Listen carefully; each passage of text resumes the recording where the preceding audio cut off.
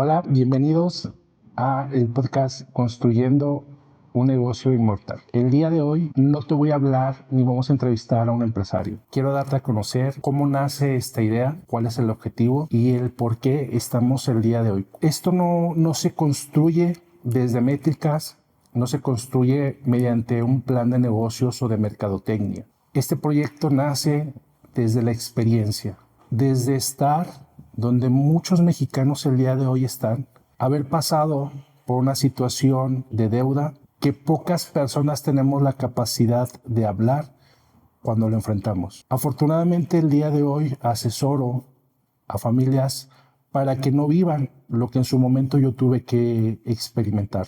El acoso constante y continuo de despachos que te están cobrando, que están amenazándote y cuando no logran su objetivo empiezan a amenazar y acosar a tu familia, a tus amigos y en tu trabajo, sin ponerse a ver las consecuencias de esas acciones. Lo que pocas veces nos cuentan en esta situación es que aparte de atravesar por la vergüenza y la humillación de quien está en una situación que no puede cubrir con sus deudas, hay quienes en ese proceso terminan rompiéndose. Para muchos son números, pero lamentablemente para las familias, para las personas que los quieren, que los valoran, que los extrañan, o ya no están con ellos. Porque lamentablemente si no pides ayuda, no hay quien se acerque y te la proporcione o te la ofrezca. Voy a contar la experiencia que tuve en la pérdida de mi padre, donde no tienes la oportunidad de llorarlo, de vivir y pasar tu duelo, porque en México está diseñado para que cumplas con una serie de requisitos que normalmente desconoces en ese momento y se tienen que hacer para que tú puedas enterrar el cuerpo de tu ser querido. De lo contrario, eso no va a suceder. Voy a contar la experiencia donde me enfrenté en un sistema público que está colapsado y que no hablo de que sean malos doctores y malas enfermeras, por el contrario, mi reconocimiento para ellos. Realmente son héroes porque lamentablemente dan todo de sí, pero se enfrentan a una situación donde no tienen el respaldo de quien tendría que protegerlos. No tienen los medicamentos, no tienen los insumos, no tienen los aparatos necesarios para poder hacer todo y salvar vidas. Y lamentablemente esa falta de recursos a diario cuestan la vida de miles de mexicanos. A diario son la causa del dolor de miles de familias en este país.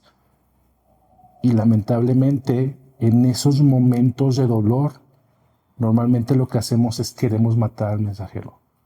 Atacamos, violentamos y satanizamos a las personas que tratan de salvarnos la vida. Yo tuve la suerte de que en mi situación, a pesar de este sistema colapsado, hubo profesionales de vocación que gracias a ellos y a hacer cosas extraordinarias en situaciones ordinarias, me dieron la oportunidad de seguir vivo. Del día de hoy estar frente a ti para contar mi historia. Y también voy a contarte lo que me tocó ver de aquellos empresarios que no tuvieron la misma suerte que yo tuve y de cómo situaciones que no están previstas, que no esperamos y que muchas veces no planeamos por miedo, en algunos casos llevaron a que desapareciera su negocio. En otros casos, con el apoyo del segundo socio, se pudieron rescatar. Empresas que de la noche a la mañana, con liquidez, con sus cuentas bancarias en excelente situación financiera, por una cuestión de un tecnicismo legal, no podían acceder a esas cuentas. Entonces te invito a que conozcas esa historia. Descubras quién está detrás de las estrategias que desarrollamos para tu empresa. Que conozcas a ese aliado que conoce el dolor, que conoce la dificultad, pero que también conoce la pasión de lo que tú estás emprendiendo, de lo que tú estás consolidando o de lo que tú deseas cuidar. Entonces, acompáñame a conocer esta historia que espero que te ayude a comprender el por qué hacemos lo que hacemos. Nosotros no nos mueve el dinero, no nos mueven las comisiones, nosotros no vendemos. Realmente tenemos la vocación de servir, de ayudar, de proteger y de construir un país más sólido. Atendemos el compromiso y la invitación que se nos hizo para fomentar la inclusión financiera, pero una inclusión financiera que sea auténtica. No solamente decirte que tengas un plástico donde tu dinero puede crecer o puede perderse por temas de inflación porque no lo conoces, porque nadie nos explica, porque nadie nos enseña. Y es algo que ojalá el gobierno, el sistema, considere algo en la canasta básica para todo emprendedor, para todo trabajador y para todo mexicano.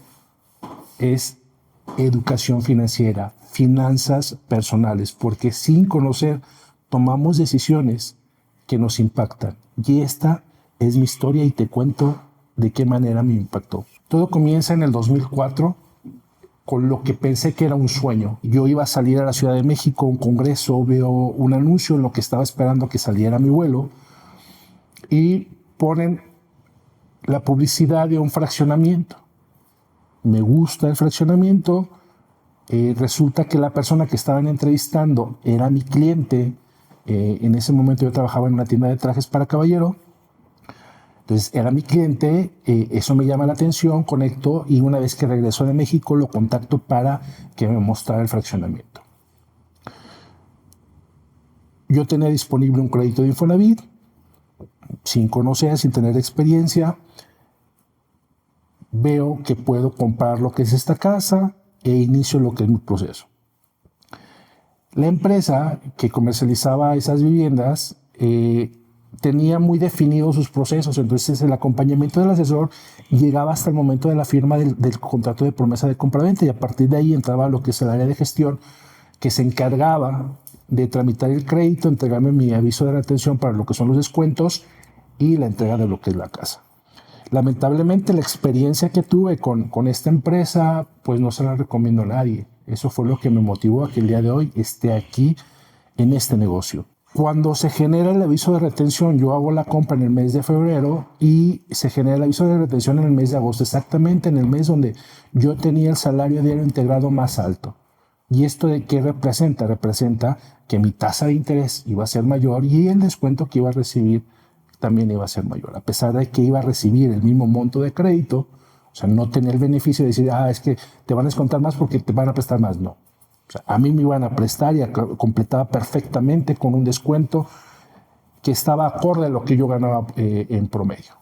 Y sin embargo, para hablar de números en ese momento, yo estaba ganando un promedio de 15,000 pesos y cuando me generan mi aviso de retención, yo estaba ganando un promedio de 1,000 pesos, que era el topado en el 2004, que equivalía a cerca de 30,000 pesos. ¿Sí? Entonces, cuando se me calcula el descuento es sobre los 30,000 pesos. Para poner un ejemplo y lo podamos comprender, es que si a mí me descontaban la tercera parte, aproximadamente correspondería a cerca de 10,000 pesos, cuando mi ingreso normal era de 15,000 pesos. Entonces imagínate en esas proporciones tener que pagar esta situación.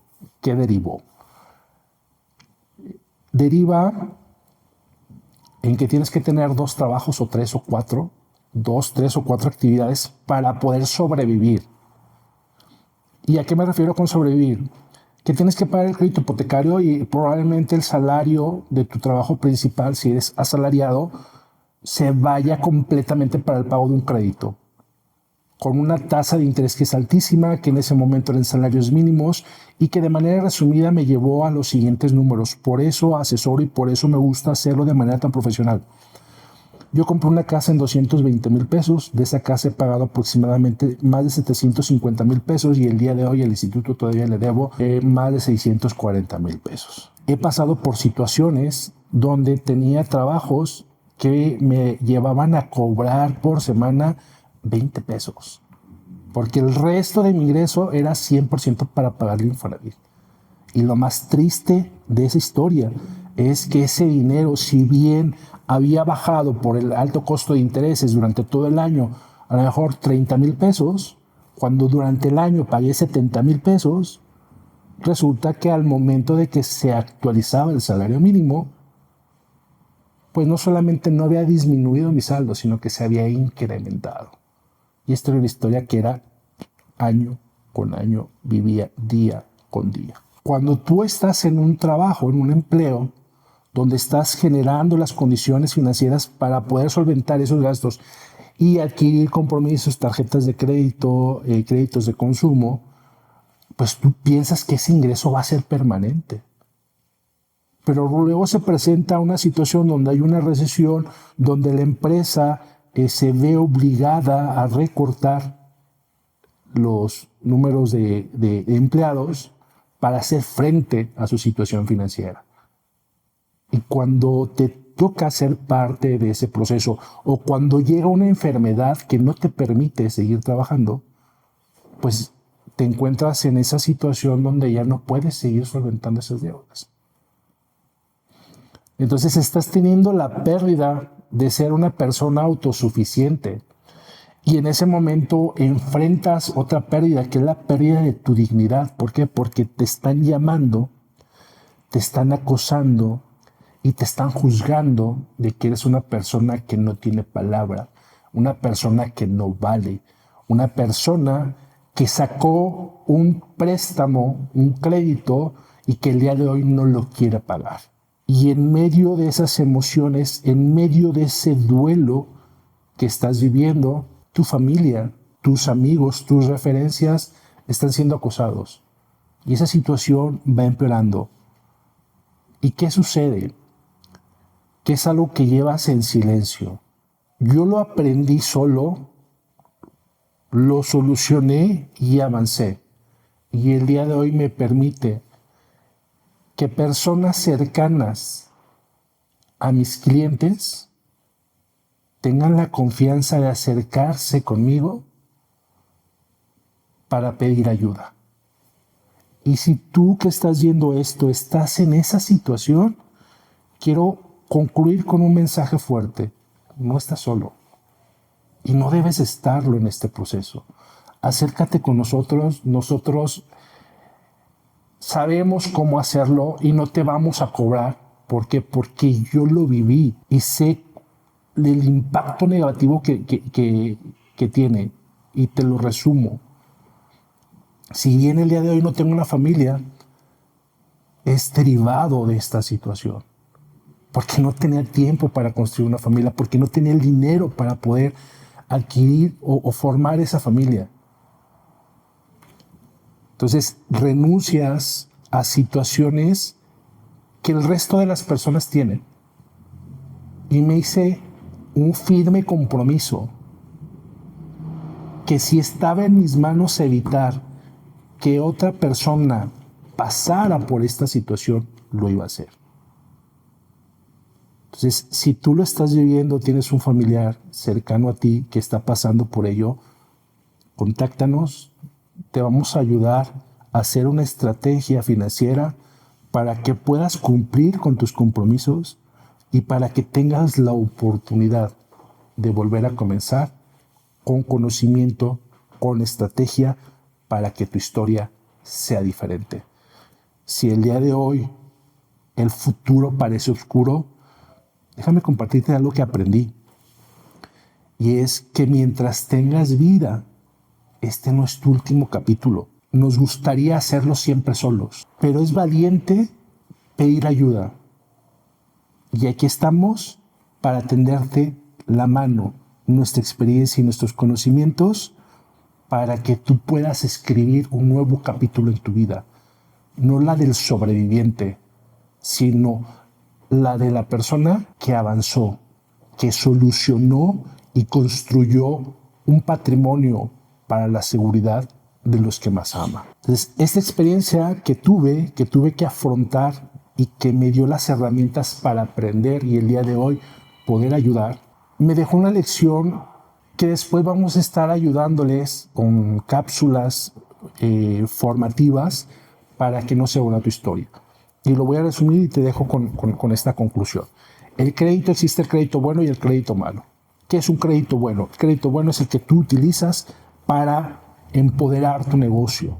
Es ese dinero que tomas, lo inyectas a tu actividad financiera y te va a permitir generar o construir más ingresos. Y pongo un ejemplo para que quede claro. Yo soy dentista, tengo un consultorio que me genera, un ejemplo, 50,000 de ingresos en temas de consultas.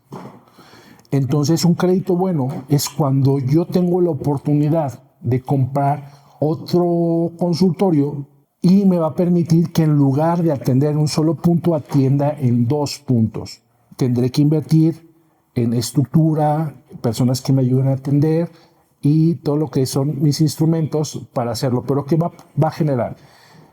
Que si en este punto gano 60,000 pesos, es crear una estructura donde aquí me genera otros 60,000 pesos. Y si el costo de lo que voy a pedir para poner este segundo punto, ejemplo, es de 20,000 pesos, entonces eso me implica que esos 20,000 me van a ayudar a generar 60,000, pago los 20,000 y empiezo a capitalizar 40,000 pesos. ¿Sí? Esto es una deuda buena. ¿Por qué? Porque utilizas el financiamiento como una manera de apalancarte para generar más dinero. Y ese dinero te va a permitir pagar tus compromisos y hacer una estrategia para que puedas liquidar ese adeudo antes. ¿Por qué? Porque puedes enfrentar diferentes situaciones que te pueden llevar a que en algún momento este negocio no te siga dando los 60,000 pesos. Entonces hay que llevar una estrategia adecuada. Acércate con nosotros y te vamos a poner con las personas correctas que te ayuden a hacer esta estrategia financiera. Entonces, esta es una deuda buena. Y la deuda mala es cuando tú contratas un crédito al consumo para comprar una pantalla, comprar un carro, comprar una casa, comprar lo que es la despensa, pagar las cuentas del restaurante, pagar lo que son las fiestas con los amigos. Esa es una deuda mala. ¿Por qué? Porque estás gastando un dinero que no es tuyo y que tienes que pagar. Entonces, lo que vas a hacer es que vas a comprometer tiempo de vida para generar los recursos y pagar esta deuda. Entonces, eso nos ayuda a diferenciar qué es deuda buena y qué es deuda mala. Y cuando tú te estás contratando la deuda mala, lo que estás haciendo es renunciando a tu libertad financiera. Entonces, te dejo este hack con el objetivo de que te ayude a que si estás en esa situación, acércate con nosotros y te ayudamos a hacer una estructura para que sanes tus deudas. Y que a partir de este momento, si no tienes deuda mala, que la deuda la utilices solamente cuando tengas la oportunidad de ampliar o crecer tu negocio, que te genere otro ingreso. Quiero un momento antes de pandemia donde lamentablemente pierdo a mi papá. Si bien nos hacemos a la idea de que ese momento algún día va a llegar, jamás vas a estar preparado. Pero lo que me dejó a mí más marcado fueron 2 situaciones. La primera, la falta de ética de los médicos que lo atendieron. Primero, él no tuvo la suerte que yo tuve en mi segunda ocasión. Lo revisa el médico que probablemente estaba cansado, no sé si estaba trabajando horas extras en un sistema que está colapsado, que está saturado y que eso lo entiendo. Pero que él sintió que no tenía nada, que ni siquiera merecía que lo revisaran, que era un simple dolorcito que estaba exagerando y lo mandó a casa. Recuerdo que en esa ocasión yo había trabajado de noche, llego a ver cómo estaba, lo veo mal, pero es algo que sin saber, en mi ignorancia, pues eran padecimientos que yo estaba viviendo. Y digo que sin saber porque yo también estaba enfermo y sin darme cuenta había un reloj de cuenta regresiva para que mi vida continuara o concluyera. Entonces yo veo sus padecimientos, dije, bueno, o sea, pues está bien, ¿no? O sea, yo he sentido lo mismo, he pasado por lo mismo, entonces pues no es un tema mayor. Yo me voy a descansar a la casa y al par de horas recibo una llamada de mi tío, donde me avisa que mi papá lo habían ingresado y que probablemente él ya no iba a salir. Entonces yo acudo para hacerme responsable de lo que pudiera hacer y evitar que mi familia viviera ese dolor.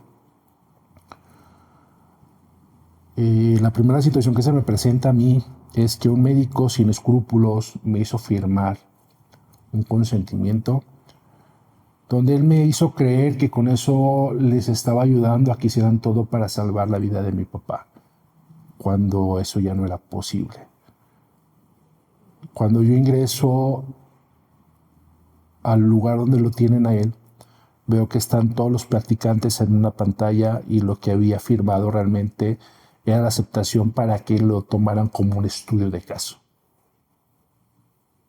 Entonces, verlo ahí,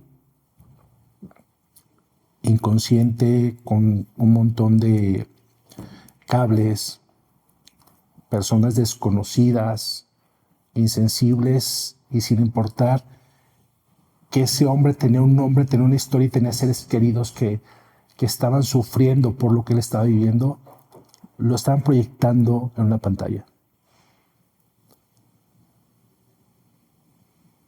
Yo ahí, pues lo único que quería era hacer todo lo posible porque salvaran la vida de mi papá. Cuando lo sacan de ahí, lo meten al cuarto de choque y pido favor porque a todos los familiares lo sacan para que no estén en esa zona donde está restringida. Tuve la suerte y agradezco al médico que me dio la oportunidad de estar ahí presente antes de que él partiera, que me ahorró y le ahorró a mi familia la incertidumbre y el dolor de no saber qué es lo que estaba pasando en ese momento. Yo pude mantener informados a mis familiares de que se estaba acercando ese momento donde tenemos que despedirnos.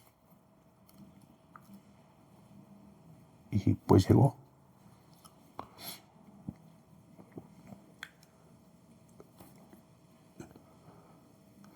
Salgo yo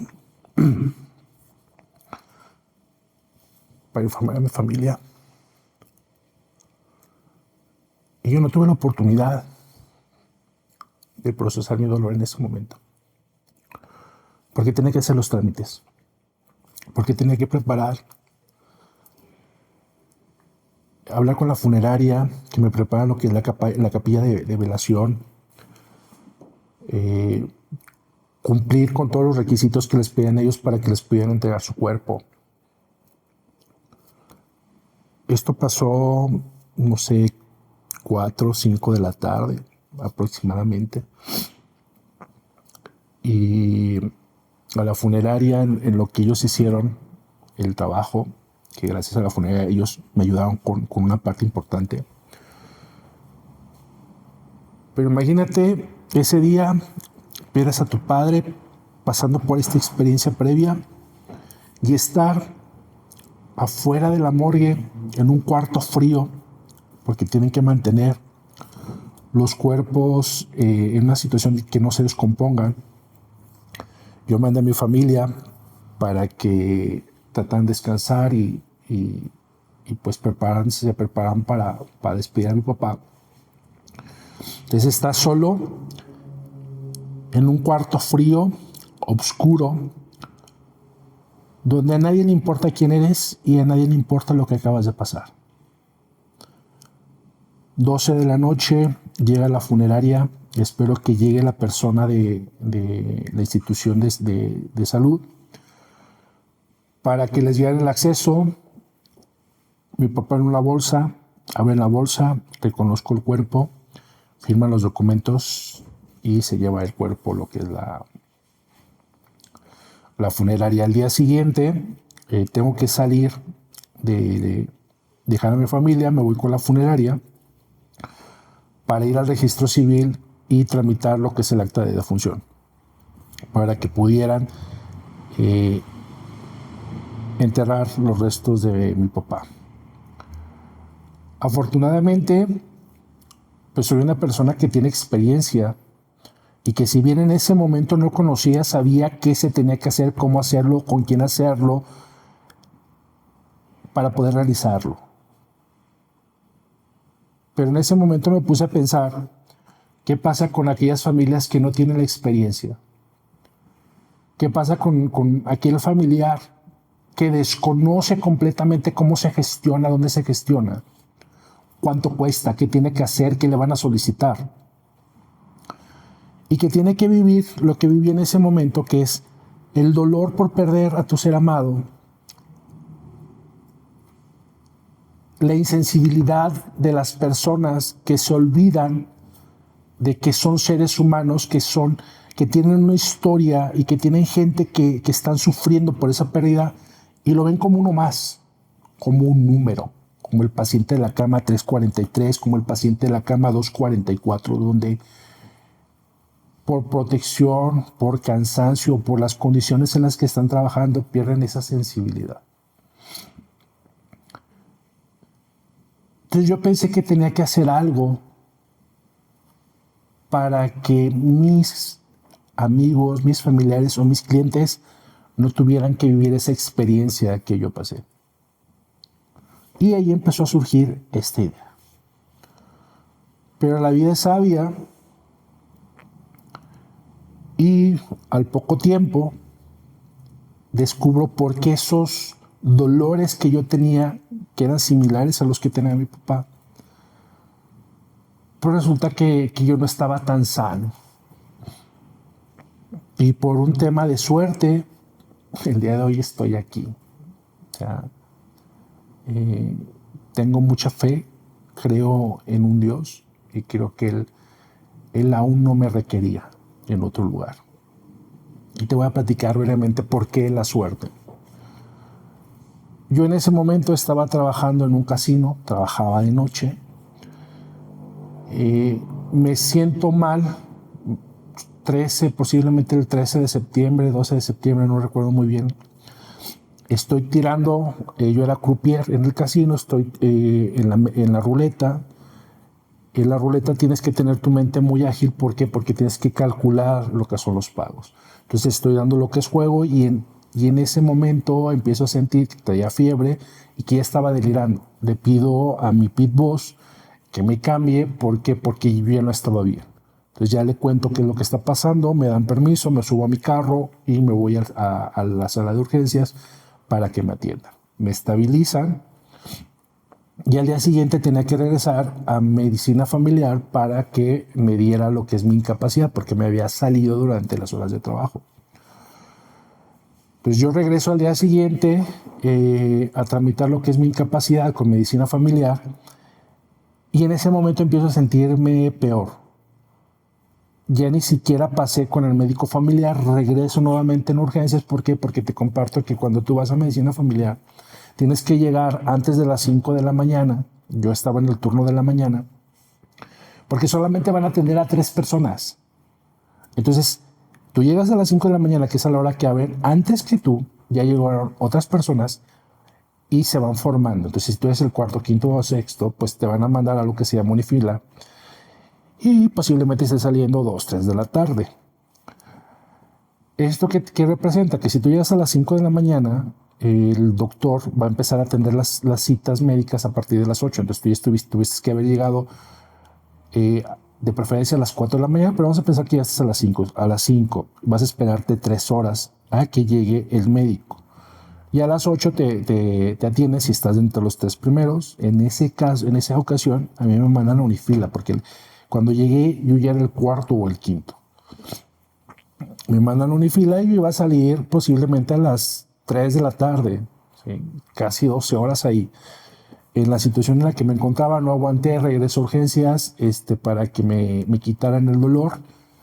No funciona, me pusieron oxígeno, me pusieron medicamento para el dolor, yo seguía sintiéndome muy mal.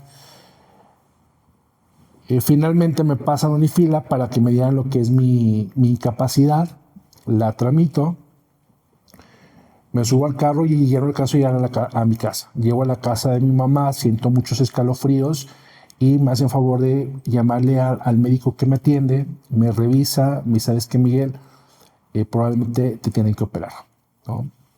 Pero pues yo te recomiendo que si tienes seguro social, pues no gastes en un sanatorio privado. Me da el medicamento, me dijo 2 días, si no mejoras, ingresa por urgencias y que te opere. Pasan los 2 días, yo no quería regresar al Seguro Social por toda esta situación que les comento, o sea, realmente es muy desgastante que te brindan atención en el Seguro Social.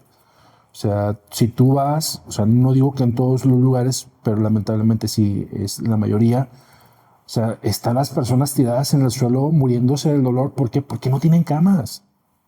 Y yo ahorita les voy a contar a qué extremo se llega. Yo no quería regresar al Seguro Social. Dije, ¿sabes qué? Olvídalo. Yo me aguanto, no es nada grave. Me voy a trabajar. Pero yo cometí un error. Finalmente no estaba de acuerdo. Yo ese día entraba en el turno de apertura, que era a las 3 de la tarde, y yo pensé que iba a ingresar en el de las 5 de la tarde. Entonces estoy comiendo con mi mamá, alistándome para irme al trabajo, cuando mi jefe me manda un mensaje y me dice, ¿dónde estás? En eso reviso mis horarios y me doy cuenta de que yo tenía que estar a esa hora en el casino. Y estaba apenas en mi casa. Entonces, para que no me descontaran el día, se me ocurre, ¿sabes qué? Estoy en el área de urgencias, no tenía mi teléfono.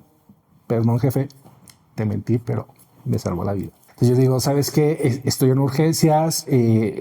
Como cuando tú vas a urgencias, en el área de donde te ponen lo que es el oxígeno, no te ponen teléfonos. Está el oxígeno y podrías provocar un accidente. Te digo, estaba en el área de urgencias, no tenía mi teléfono, no te pude informar. Entonces yo lo que hago es me voy a urgencias.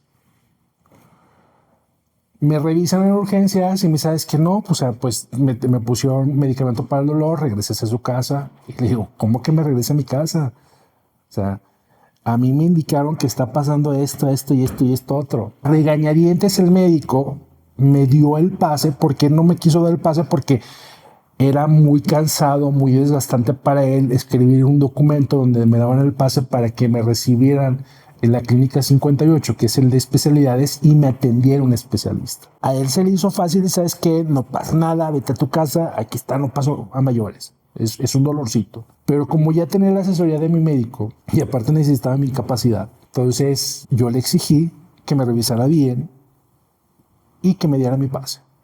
Entonces me mandan a la clínica 58, llego, me revisa la doctora que ya estaba por cambiar de turno, traía los ojos amarillos, me revisa, me dice, ¿sabes qué?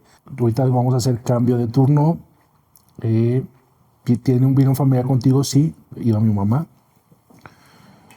Como el médico ya me había indicado que probablemente me van a operar, pues yo ya llevaba mi bolsita con todas mis cosas para si me pasaban a cama. Yo no estaba pensando todavía en la cirugía y si me pasan a piso, pues que mi mamá no tenga que venir por las cosas. Entonces ya llevaba todas mis cosas en una bolsa transparente porque si no, no te dejan ingresar. Entonces ingreso, me sientan en una silla, me ponen lo que es el suero, 8 de la noche más o menos. 11 de la noche nadie me decía nada. Yo me desespero, veo que las personas, que hay personas que se estaban muertas en dolor y le dice, ¿sabe qué? Lo vamos a regresar a su casa, mañana, eso ya era 15 de septiembre. 15 de septiembre yo ingreso a la sala de urgencias, clínica 58 en la ciudad de León. Entonces veo a otros pacientes a eso de las 11 de la noche y le dice, ¿sabes qué? Te vamos a mandar a tu casa, mañana 16 de septiembre, no vienen lo que son los especialistas. Regresas el día viernes 17, si no me falla la memoria.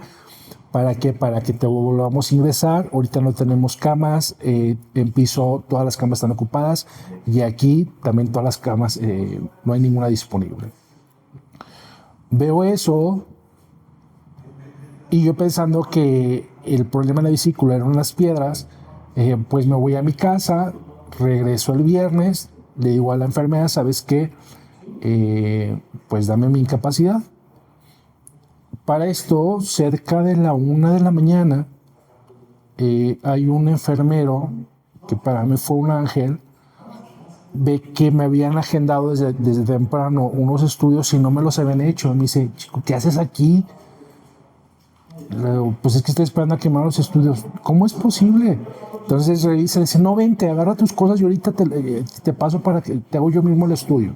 Entonces me lleva, me hace el ultrasonido, le hace, mira, ahorita te hago el ultrasonido, probablemente te demos medicamento para evitar el dolor, te mando a tu casa y si podemos, con tratamiento para no operarte, darte medicamento, tomas un tratamiento y deshacemos lo que son las piedras. Pues yo estaba con esa idea.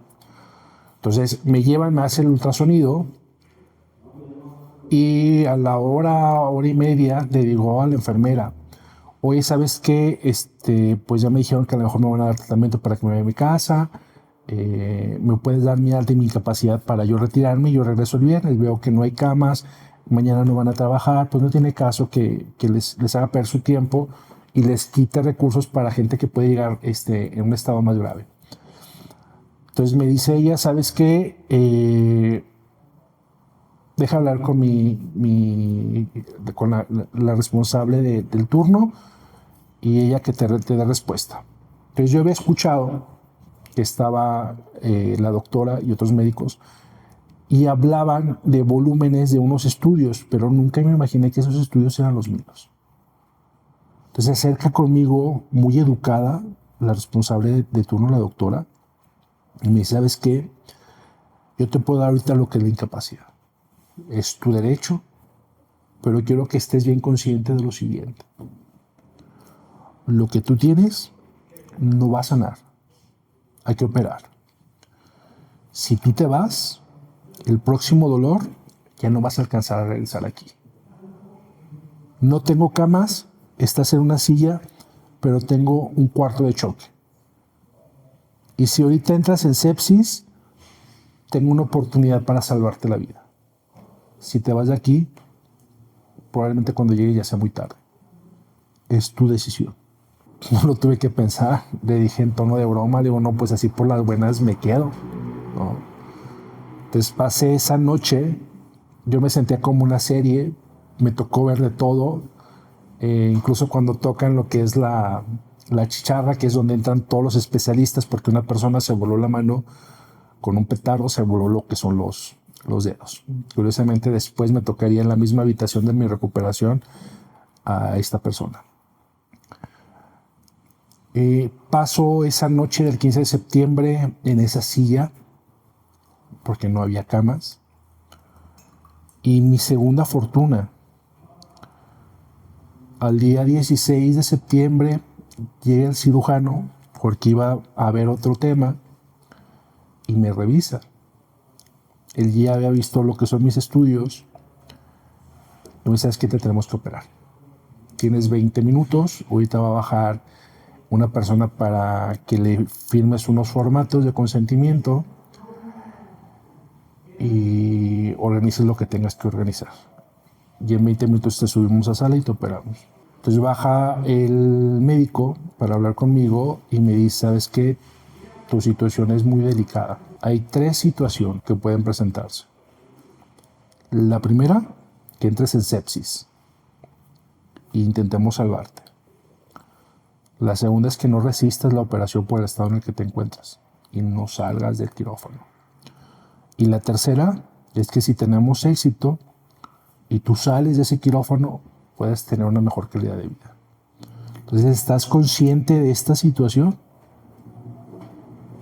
Mi recomendación es que trates de dejar arregladas las cosas en tu vida. Habla con quien tengas que hablar y organiza lo que tengas que organizar. No te voy a dar falsas expectativas, estás delicado, no te puedo dar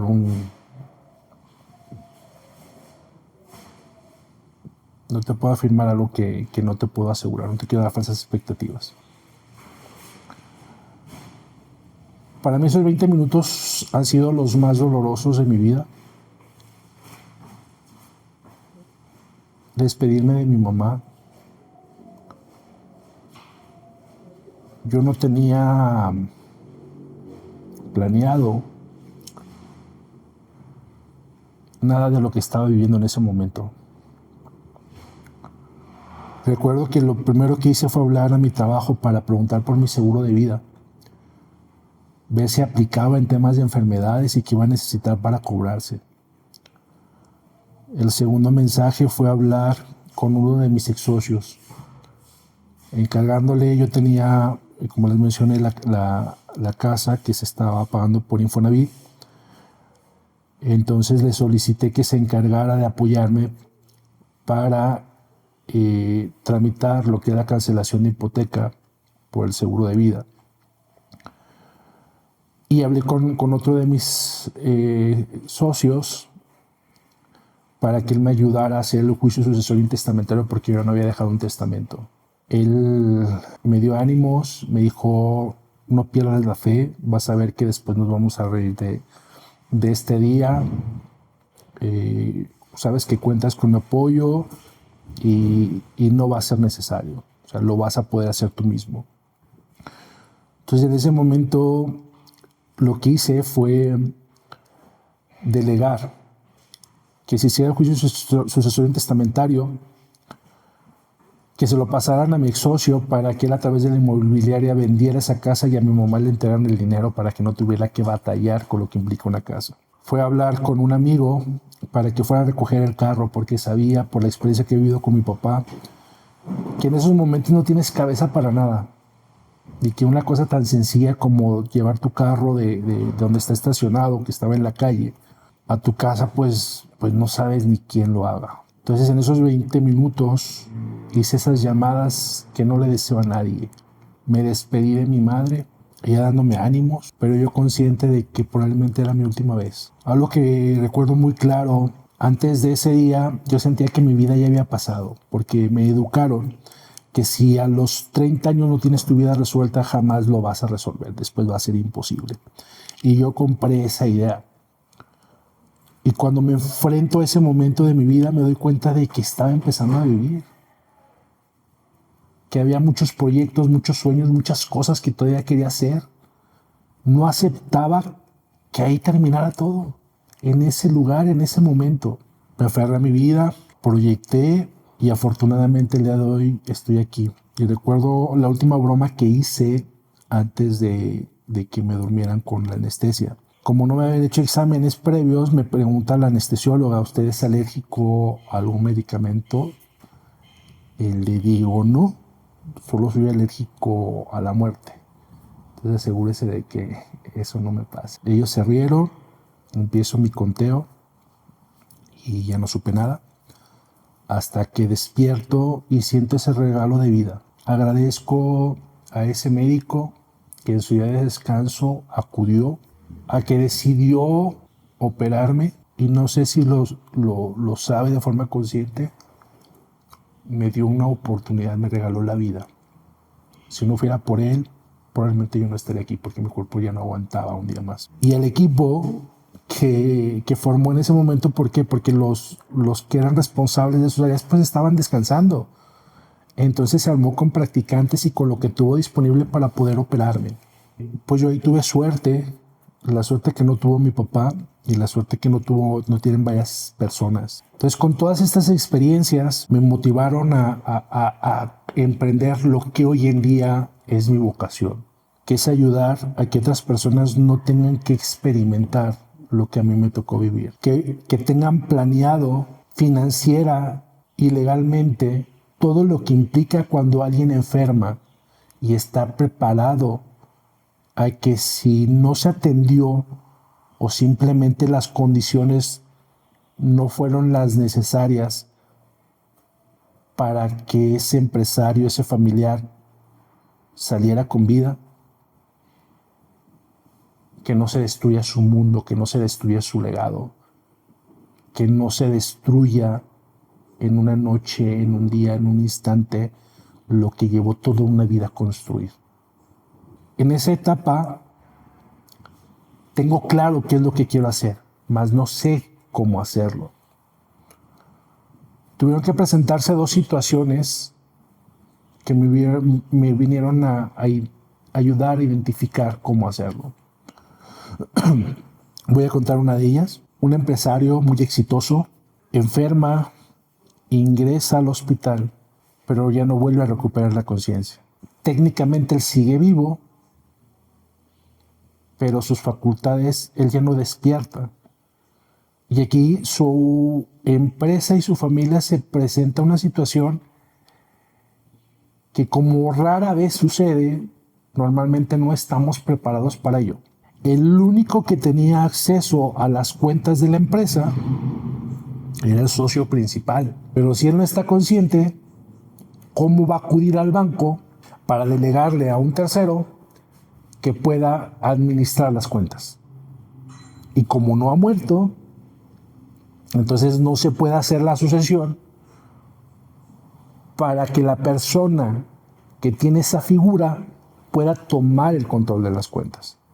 Entonces imagínate que todo tu dinero está bloqueado por un tecnicismo.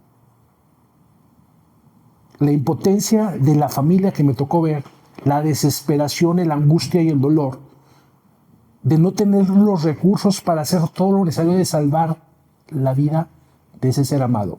La humillación, la vergüenza y la pena de conseguir recursos para pagarle a empleados, proveedores, solventar los compromisos sin necesidad, porque ellos tenían el dinero. Pero por un tecnicismo ya no tenían acceso a ese dinero. Ahí es cuando descubres cuán importante es la liquidez. Y eso la vida me lo ha enseñado. Afortunadamente, en esta situación, hermano y socio de este empresario, él solventa financieramente los compromisos que había. Como no había una planeación, cuando fallece el empresario, uno de sus hijos toma el control del negocio. Y como no estaba preparado ni maduro para ese momento, toma decisiones que ponen en riesgo la existencia de ese negocio. Entonces, este socio toma el control y ayuda a la familia a que no sumaran la pérdida del ser querido, la pérdida del negocio familiar. Afortunadamente había un soporte en esa empresa con la experiencia, con el deseo de ayudar y con los recursos para poder hacerlo. Pero la pregunta es, tú como empresario, ¿tienes a ese socio que en caso que tú vivas esta historia, te apoya a tu negocio y a tu familia para que no desaparezca? Son pocos los que tienen esa fortuna. Y yo he visto casos como la de un notario que era saludable, que tenía una vida sana, y de la noche a la mañana nos dicen, ya no está. Y las personas que trabajaban con él, porque las notarías no se heredan, pues lo pierdes todo en ese momento, porque ya no tienes un trabajo, tienes que empezar. Igual te vas a acomodar en otra notaría, pero no todos lo logran. Es algo que no planeamos, que estoy seguro que si tú estás viendo hasta aquí este video y alguna vez alguien te ha invitado a sentarte a hablar de ese momento, dices, oye, ¿cómo se te ocurre hacerlo? Porque sentimos que es como que nos están deseando que nos pase a nosotros. Es como desear la muerte a la persona. Y no es eso. Es porque tenemos experiencia y sabemos lo que sucede cuando tú no lo tienes planeado y el impacto que esto genera. Entonces, cuando yo veo esta situación con la experiencia vivida y una vez que encontré mi vocación, me di cuenta de cómo ayudar.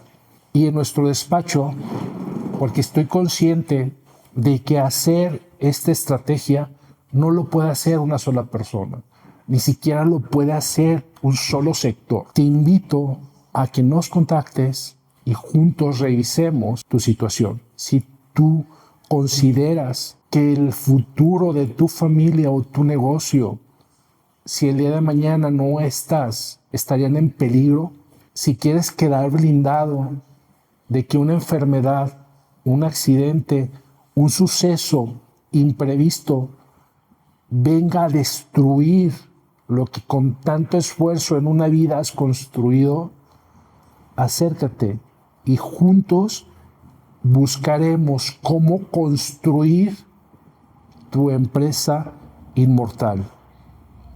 Porque mi despacho va acompañado de abogados que te ayuden en el mejor momento de tu vida a preparar esos contratos, a preparar esos fideicomisos que dejen todo definido para que el día de mañana esta historia del empresario que te conté no sea parte de tu historia. Tenemos el acompañamiento de estrategas fiscales con más de 20 años de experiencia que te ayuden a optimizar y a identificar los compromisos en el pago de impuestos que tiene que realizar tu empresa, para que en ese momento no se dejen créditos fiscales que puedan ocasionar que tus recursos sean congelados o que la empresa se enfrente a una situación donde no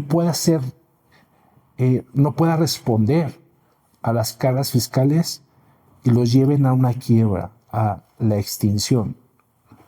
También nos acompañará un notario para que te permita tener testamentos, si son necesarias, elaborar las actas constitutivas, asambleas y todo lo que implica poder dejar organizado por si el día de mañana tú llegas a faltar, tu empresa sobreviva a ti, tu legado se mantenga vivo y le des la oportunidad a tu negocio y a tu familia de que lo que tú construiste en vida se mantenga aún cuando tú ya no estés aquí. Que le heredes certidumbre a tus colegas, a los que te ayudaron a construir, a tu equipo, que te ayudó a construir esa empresa, que se sumaron a tu visión, a tus proveedores que confiaron en ti,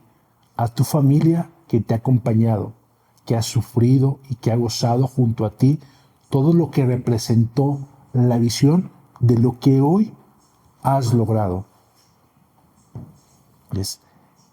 Por este motivo y el objetivo de compartir mi historia es que entiendas que lo que hacemos, lo hacemos con convicción, con compromiso, con lealtad y con un enfoque 100% pensando en tu bienestar, pensando en preservar ese legado, en ayudarte a que cuando el día de mañana tú ya no puedas decidir, que el día de mañana tú ya no estés, tu empresa siga el camino que tú decidiste, con los procesos, contratos, fideicomisos y los recursos que vas a necesitar para que esto suceda. Esta es mi historia, te la cuento desde el corazón y solo quiero concluir con una pregunta. ¿Tú sientes que tu empresa depende en todo de ti? ¿Que si tú faltas, todo se detiene? ¿Consideras que la historia que conté de este empresario podría ser tu historia? Si es así, no pierdas la oportunidad, contáctanos. Nuestra asesoría es completamente gratuita y no te obliga a que esta estrategia la tengas que llevar con nuestros socios comerciales. Lo que sí me comprometo es que el tiempo que tú dediques a esta reunión, que no va a ser más de 40 minutos, es de 20 a 40 minutos, dependiendo de las dudas que tú tengas, te va a dejar muy claro qué hacer, cómo hacerlo y cuándo hacerlo. Entonces, no tienes que pasar por esta situación tú solo. Y los invito a que vean los capítulos que tenemos preparados para ustedes en este podcast. El objetivo es invitar a empresarios que nos cuenten su historia, que tú puedas entender, dependiendo de la situación en la que te encuentres, cómo nace la visión para crear la empresa de nuestros invitados. ¿Cuál fue su jugada maestra que los ayudó a llegar al siguiente nivel? ¿Qué problemas se enfrentaron? ¿Qué errores cometieron que los pusieron al filo de perderlo todo o en algunos casos de perderlo todo y volver a empezar? ¿Y de qué manera ellos han hecho su plan de sucesión para garantizar que el día de mañana que ellos no estén, su negocio continúe? Recuerdo algo que una vez leí que me marcó mucho de John C. Maxwell, que para mí es un gran formador de líderes, que él compartía que parte de lo que hacía en sus negocios es seleccionar quién iba a ser el responsable de quedarse a cargo como el líder de su empresa el día de mañana que ya no estuviera. Entonces, él en vida planeaba la sucesión de quién iba a llevar el rumbo de la empresa cuando el fundador ya no siguiera con ellos. Entonces, el objetivo de este podcast es que puedas conocer la historia de empresarios que han tenido éxito y que con su experiencia, sus conocimientos que nos van a compartir en este podcast, tú puedas tener nuevas herramientas que te ayuden a llegar al siguiente nivel. Y que si tu negocio hoy en día ya es exitoso, que puedas definir esa estrategia de sucesión para que tu empresa sea inmortal y que sobreviva al día después de la partida del fundador. Por favor, compártela. Y te esperamos en el siguiente capítulo, donde vamos a empezar a entrevistar empresarios que te ayuden a llegar al siguiente nivel. Y si estás en el siguiente nivel, a que tu empresa jamás salga de ahí. Muchas gracias y bienvenidos a este nuevo proyecto, Construyendo una empresa inmortal. Hasta el próximo capítulo.